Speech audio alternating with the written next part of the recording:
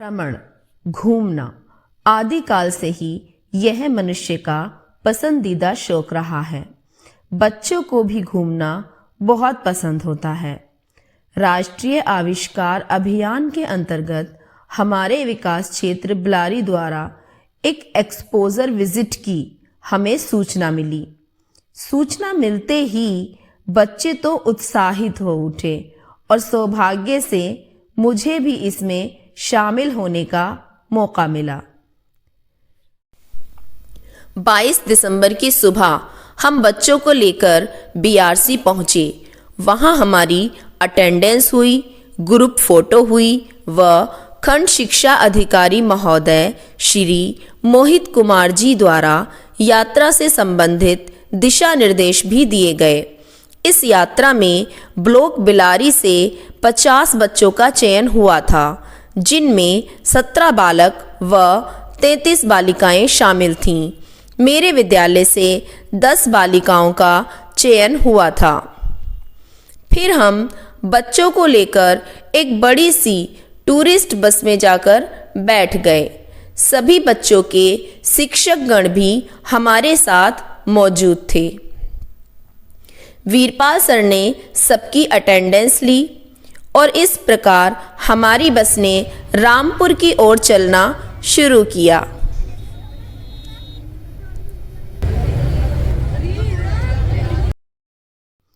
रास्ते से बच्चे खिड़कियों से नज़ारे देख रहे थे। बड़ी बड़ी चौड़ी सड़कें, खजूर के पेड़, तो कहीं नदी, तो कभी टोल प्लाजा। इन सबको देखकर बच्चे बहुत चहक रहे थे। रास्ते भर बच्चे बहुत उत्साहित रहे और अपने साथ खाने की चीज़ें भी एक दूसरे से शेयर कर रहे थे। कुछ बच्चों ने मुझे भी मूंगफलियां खाने के लिए दीं। आज का दिन फुल एंजॉय का दिन था, इसलिए कक्ष के नियम आज लागू नहीं थे। हमने भी बच्चों के साथ मिलकर बच्चा बनकर उनके साथ अंताक्षरी में भाग लिया। बच्चों ने भी बढ़ चढ़कर इस अंताक्षरी में भाग लिया। तो दे दी हमें आजादी, बिना खड़ग बिना ढाल, सांबरमती के संत तूने कर दिया कमाल। रघुपति राघव राजा राम, माँ सीताराम। मेहंदी लगा के रखना, डोरी सजा के रखना, तुम भी गा दो। लगा के रखना, डोरी सजा के रखना,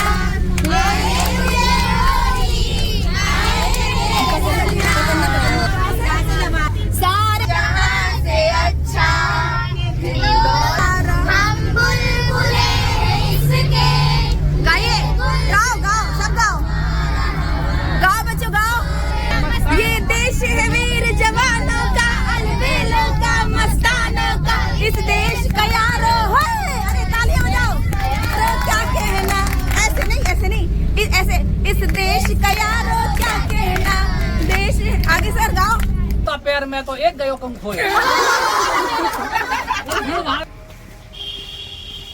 और इसी तरह हंसते खेलते लगभग 12:30 बजे हम रामपुर पहुंच गए। रामपुर में स्वार रोड से गुजरते हुए बड़े बड़े पार्क बड़े खूबसूरत लग रहे थे और इस तरह हम तारामंडल पहुंच गए। वहां हम आकाश और अंतरिक्ष की दुनिया में जा पहुंचे।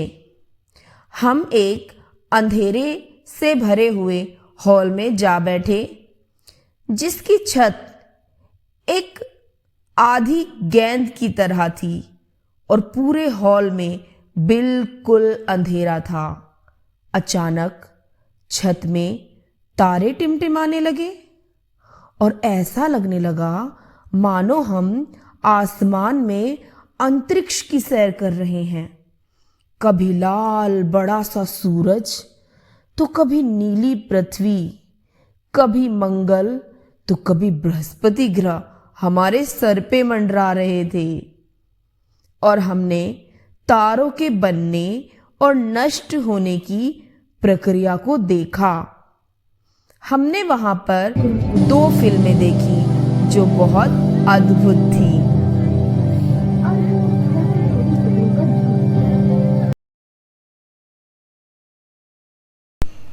अंतरिक्ष की दुनिया से बाहर आकर हमने बच्चों के साथ भोजन का आनंद लिया। भोजन में सबको थाली परोसी गई थी जिसमें छोले चावल, पूरी सब्जी, सलाद, लड्डू तथा बिस्लरी का पानी दिया गया था। भोजन ग्रहण करने के बाद हम सब बस में जाकर बैठ गए। बस में मैंने बच्चों से उनके तारामंडल के अनुभवों पर बात की। बच्चे बड़े खुश होकर अपने अनुभव बता रहे थे और इसी तरह हमने अपने अगले पड़ाव अर्थात रज़ा लाइब्रेरी पर जा पहुँचे। रज़ा लाइब्रेरी पर जाने के लिए हमें गाड़ी को आधा किलोमीटर पहले ही रोक देना पड़ा तथा यहाँ से हमारी यात्रा पैदल ही शुरू हुई। हम सब ने बच्चों को लाइन बनवाकर पैदल चलना शुरू किया। सड़क यातायात नियमों का पालन करते हुए बच्चे बड़े मस्ती से चल रहे थे और रास्ते में जो भी उन्हें दिखाई दे रहा था वो बड़े खुश होकर देख रहे थे। चलते चलते इसी क्रम में हमें ये बहुत सारे पक्षी जो रंग बिरंगी चिड़ियाँ हैं ये हमें पिंजरों में कैद मिले। लाइब्रेरी के मुख्य द्वार पर हमें कुछ निर्देश दिए गए तथा सब बच्चों को स्कैनर से गुजरते हुए अंदर प्रवेश करना था।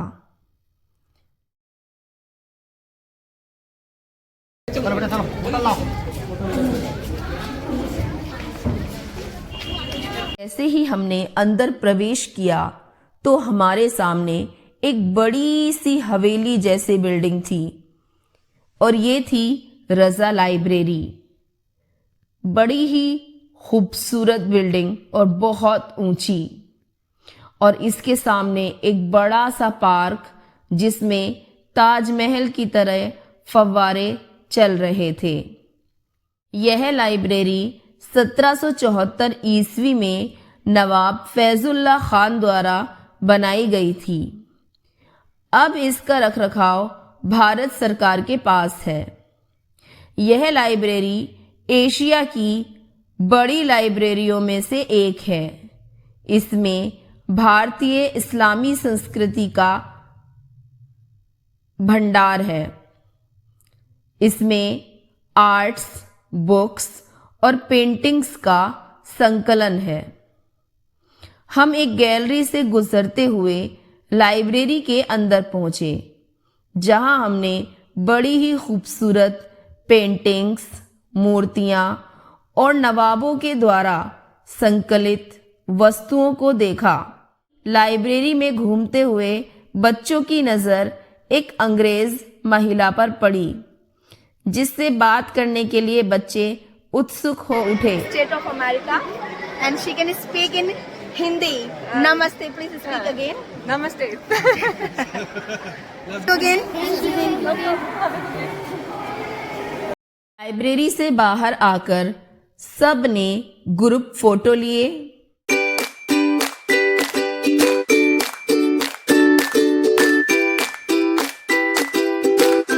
पार्क में घूमे तथा वहां से वापस आकर सब बस में बैठ गए। पूरा दिन घूमने फिरने के बाद भी बच्चों के चेहरे पे कहीं से भी थकान महसूस नहीं हो रही थी। बच्चे अब भी उतने ही ऊर्जावान दिखाई दे रहे थे जितने कि वो सुबह थे। बच्चों ने फिर से चुटकुले, भजन और गाना गाना शुरू कर दिया और इसी प्रकार हंसते खेलते हम वापस मुरादाबाद आ गए शैक्षिक भ्रमण के बिना किसी भी आदर्श विद्यालय की कल्पना नहीं की जा सकती। शैक्षिक भ्रमण बच्चों में सैद्धांतिक ज्ञान को व्यवहारिक बनाता है तथा ज्ञान को स्थायित्व प्रदान करता है।